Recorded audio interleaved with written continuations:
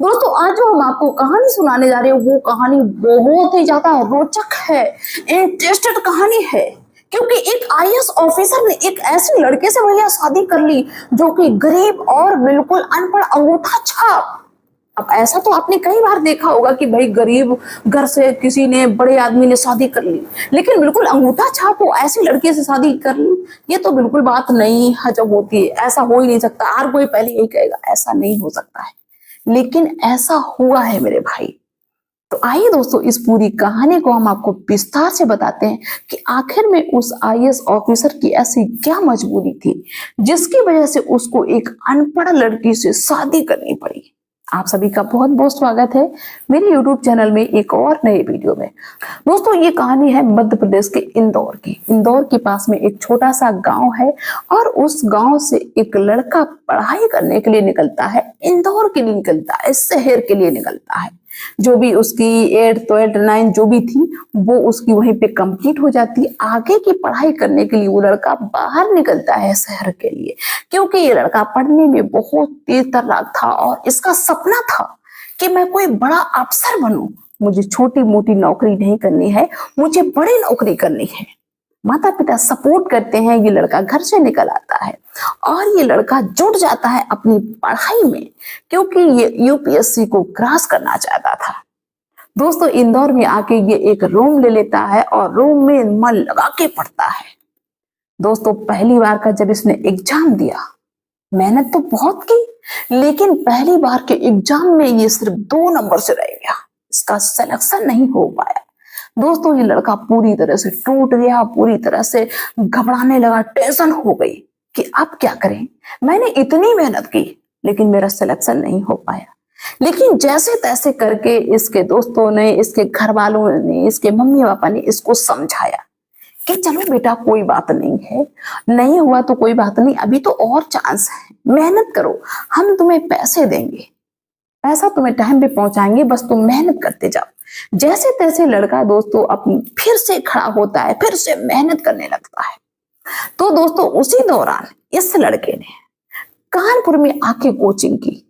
कानपुर कुछ दिन पढ़ाई करने के बाद में ये वापस इंदौर चला जाता है, क्योंकि यहाँ पे थोड़ी उसकी व्यवस्था नहीं सही हो पा रही थी। ये दोबारा इंदौर चला जाता है और इंदौर में उसी रूम में रहने लगता है जहां पे वो पहले रहता था और दिन रात मेहनत करता है, पढ़ाई करता है, माँ बाप पैसे टाइम पे भेजते हैं।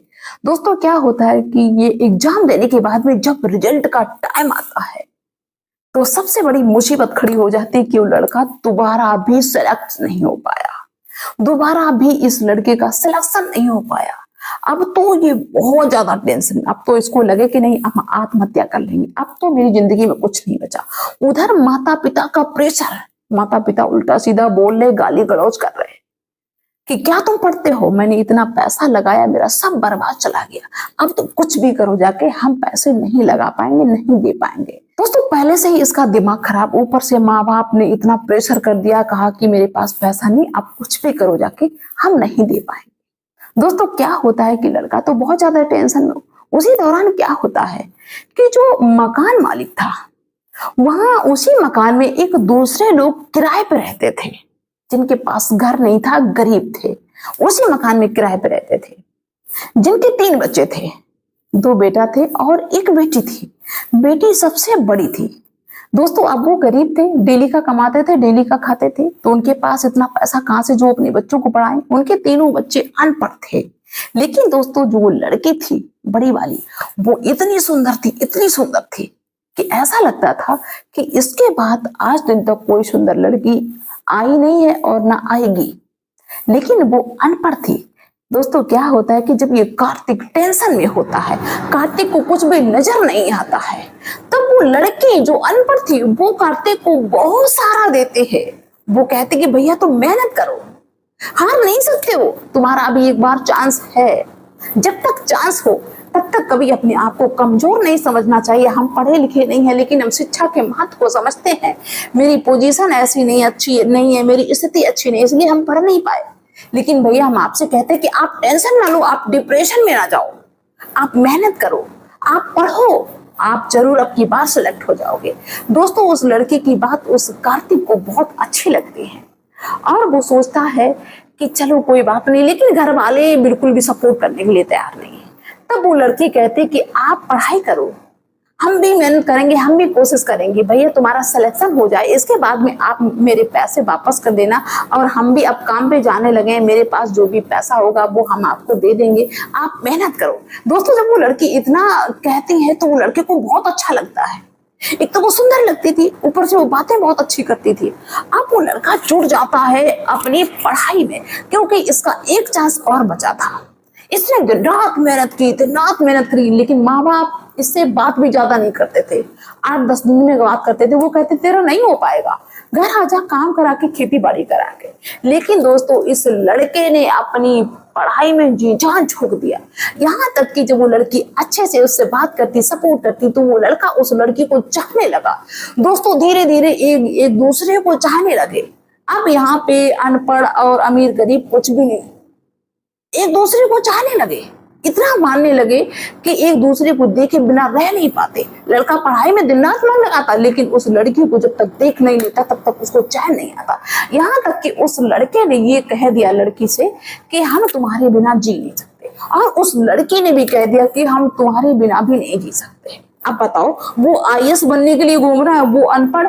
अब एक दूसरे से कह रहे हैं, प्रॉमिस ये कर रहे हैं कि एक दूसरे के बिना जी नहीं सकते हैं, एक दूसरे के साथ में जिएंगे, साथ में मरेंगे। अब दोस्तों क्या होता है, कहानी आगे की बड़ी अच्छी है।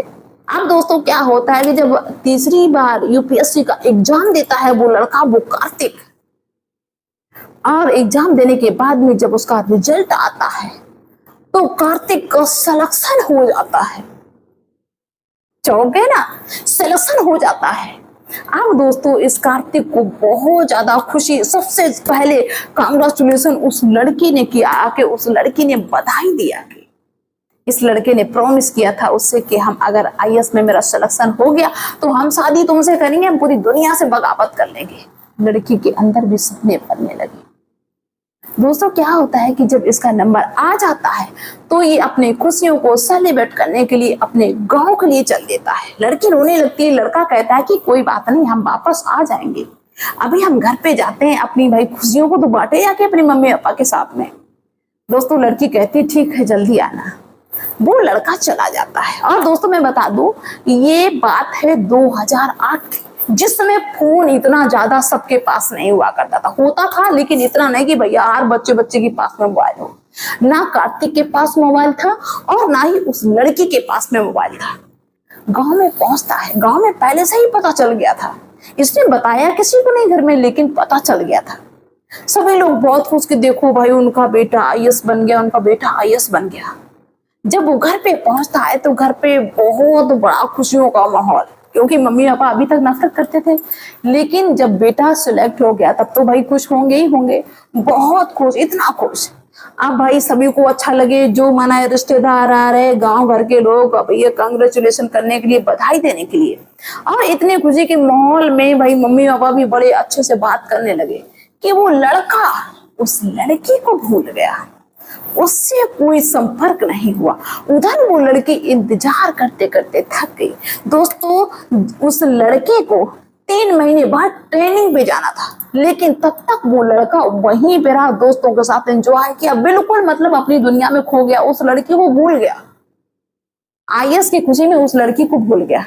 लड़की इंतजार करती करती थक गई, यहाँ तक कि उसका रिश्ता करने के लिए उसके पिताजी लड़का देखने लगे, क्योंकि लड़की जवान थी, शादी के लिए लड़का पहले से देख रहे थे, और ये जो कांड था ये बीच में हो गया। अब उसके पिताजी लड़का देख रहे हैं, लड़का देखने के लिए आता। अब उस लड़की को बहुत ज्यादा टेंशन की, कैसे हम कार्तिक से संपर्क करें, कार्तिक मुझे भूल गया, कार्तिक ने तो बहुत बड़े सपने दिखाए थे, आज मेरे सारे सपने टूटते हुए नजर आ रहे हैं।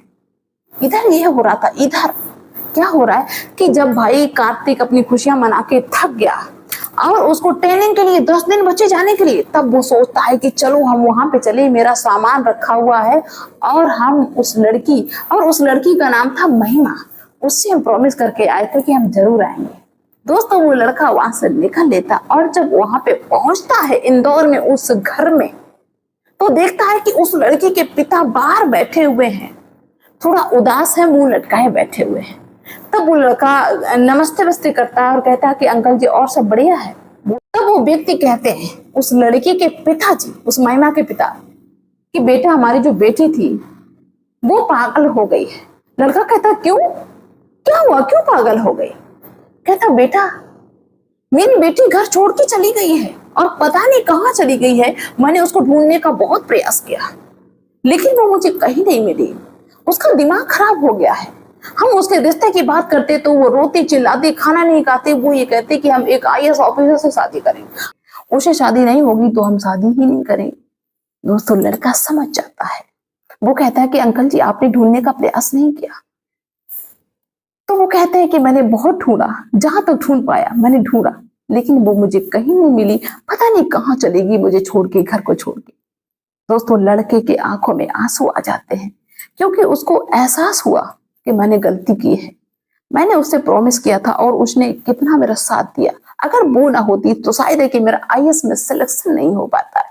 वो लड़का पछताता है और कहता है उस व्यक्ति से कि अंकल जी चलो मेरे साथ में, हम ढूंढवाते हैं महिमा को, हम ढूंढेंगे। दोस्तों गाड़ी में बिठाता है और पूरे शहर के चक्कर लगा देता है, लेकिन वो लड़की कहीं नहीं मिलती है और वो ढूंढते ढूंढते थक जाते हैं, वापस आ जाते हैं। यहाँ तक कि उस लड़के को इतनी टेंशन हो जाती है कि उसको कुछ भी अच्छा नहीं लगने लगा।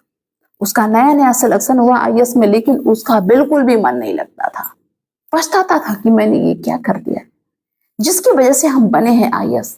आज मैंने उसी के साथ में ऐसा व्यवहार कर दिया। पता नहीं कहाँ मर गई होगी, किसने काट दिया होगा, कौन किस उसके साथ में क्या कर रहा होगा।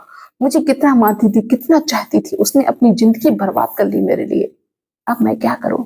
उसके गम में दोस्तों वो लड़का शराब पीने लगता है। जितने भी ऐब हैं सारे ऐब उसके अंदर आ जाते हैं। नशा करने लगता है और बिल्कुल वो भी पागल सा रहने लगता है। अब वो ड्यूटी तो अपनी उसने ज्वाइन कर ली, लेकिन वो वैसे काम नहीं करता जैसे करना चाहिए। उधर क्या होता है दोस्तों कि 2 साल बाद उस कार्तिक का एक दोस्त था कानपुर में, क्योंकि कार्तिक पहले कानपुर में भी कोचिंग करके गया था। कानपुर में एक दोस्त था तो उसने फोन किया कि कार्तिक कभी आ जाओ मेरे घर पे, कानपुर घूम जाओ आके। तो कार्तिक कहता ठीक है, टाइम मिलेगा तो हम आएंगे।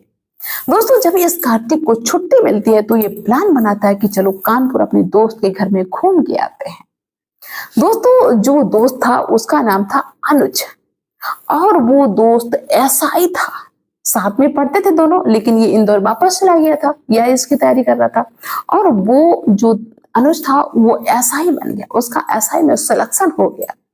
तो ये जब छुट्टी इसको मिलती है ये विचार बनाता है कि चलो अपने दोस्त के घर घूमने के लिए चलते हैं, और चल देता है इंदौर से सीधे कानपुर के लिए।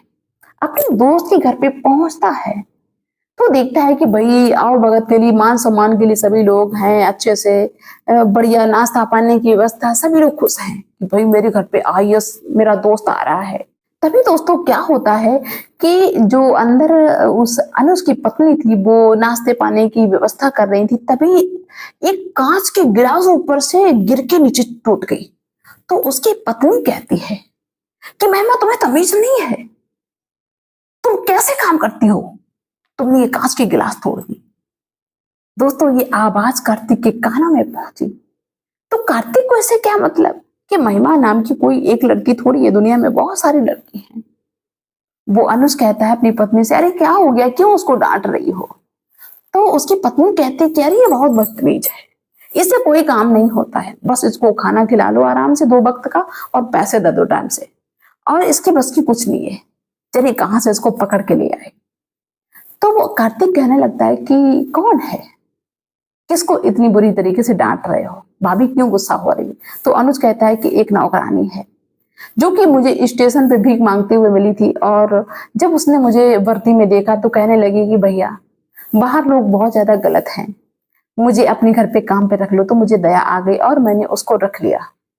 वो लड़का कहता है कि तो बहुत अच्छी बात है, कोई लड़की भटक रही थी, तुमने उसको काम पे रख लिया, तो बहुत अच्छा किया। इधर दोस्तों कार्तिक और अनुज अपनी बातें करते रहे। अनुज पूछता है कार्तिक से कि बताओ तुम इतनी क्यों पीने लगी हो? तो कार्तिक अपनी कहानी बताता है कि हम एक लड़की से प्यार करते थे, बहुत चाहते थे, और वो मेरी गम में पता नहीं कहाँ चली गई। मैंने उसको बहुत ढूंढने का प्रयास किया। अब मुझे ऐसा लगता है कि उसके सिवा हम किसी और लड़की को कैसे अपना पाएंगे। उसने मेरे लिए बहुत कुछ किया, वो अनुज कहता है कि उस लड़की का क्या नाम था, तो वो कार्तिक कहता है कि उस लड़की का नाम था महिमा, बहुत सुंदर थी दिखने में। उसके पिताजी ने कहा कि वो पता नहीं कहाँ चली गई। दोस्तों इतनी बात जब अनुज सुनता है तो अनुज को थोड़ा सा शक होता है, क्योंकि वो जिस लड़की को लाए थे वो भी स्टेशन पे भीख मांगते हुए मिली थी और उसका भी नाम महिमा था। तो अनुज थोड़ा सा चौंकता है और अपने दोस्त से कहता है कि दोस्त देखो, जो मेरे घर में नौकरानी है, कहीं ये वही लड़की तो नहीं है। दोस्तों जब कार्तिक ने इतनी बात सुनी तो कार्तिक चौंक गया, छटपटा गया उस लड़की से मिलने के लिए। और जैसे ही उस लड़की को सामने बुलाया, वैसे ही कार्तिक पहचान गया महिमा को और चिपट के उसको तेज तेज से रोने लगा और कहा कि मैंने तुमको कहां कहां ढूंढा, तुम यहाँ पे क्या कर रही हो, यहाँ पे नौकरी कर रही हो, क्यों ये कर रही हो। दोस्तों जब उस महिमा ने देखा कि जिसके लिए हम पागलों की तरह अपने घर से निकल आए हैं, आज वो मेरे सामने है, तो वो फूट फूट के रोने लगी। जब अनुज ने और उसकी पत्नी ने ये दृश्य देखा तो हैरान रह गई, क्योंकि उसकी पत्नी को यह समझ में नहीं आ रहा था कि एक नौकरानी को एक आईएएस ऑफिसर इतना भाव क्यों दे रहा है। जब उसकी कहानी उसकी पत्नी को पता चली तो उसकी भी आंखों में आंसू आ गए और उस महिमा से जो नौकरी करती थी उसके घर पे, उससे कहने लगी कि बेटी मुझे माफ कर दो। अगर हमें पता होता कि भाई साहब जिसको मानते, जिसको चाहते, जिससे शादी करना चाहते वो लड़की तुम हो, तो कभी तुमसे अपने घर का हम काम नहीं करवाते। दोस्तों भाव विभोर हो जाते हैं सभी लोग और कार्तिक उस लड़की को लेके अपने साथ इंदौर चला जाता है और ये सारी बात उस लड़की के घर वालों को बताई कि हम लड़की से शादी करना चाहते हैं और अपने घर वालों की बात बताई। तो माँ बाप तो पहले तैयार नहीं हुए, कहने लगे अच्छा उससे हम शादी करेंगे। तो वो लड़का कहता है कार्तिक कि अगर इससे शादी नहीं करोगे तो फिर हम किसी से भी शादी नहीं करेंगे, हम लाइफ टाइम ऐसे ही रहेंगे, मुझे और लड़की को अपनी जिंदगी में नहीं लाना है। अगर हम आईएएस बने हैं तो इनकी बदौलत, क्योंकि जिस वक्त हम आईएएस बने हैं उस वक्त मेरे माता पिता ने भी मेरा साथ छोड़ दिया था। दोस्तों सभी लोग लड़के की जिद के आगे मान जाते हैं और उसी अनपढ़ लड़की से अपने बेटे की शादी करवा देते हैं और वही अनपढ़ लड़की उनके घर की बहू बन जाती है। तो ऐसे एक आईएएस ऑफिसर ने एक लड़की के साथ में जो वादा किया उसको पूरा किया, उसको निभाया। जो लोग मुझे पहली बार देख रहे हैं वो मेरे चैनल को सब्सक्राइब जरूर कर लें, ताकि जब भी हम कोई नया वीडियो अपलोड करें वो सबसे पहले आप तक पहुंचे। तो चलिए दोस्तों मिलते हैं नेक्स्ट वीडियो में नेक्स्ट डे, तब तक के लिए बाय सभी को।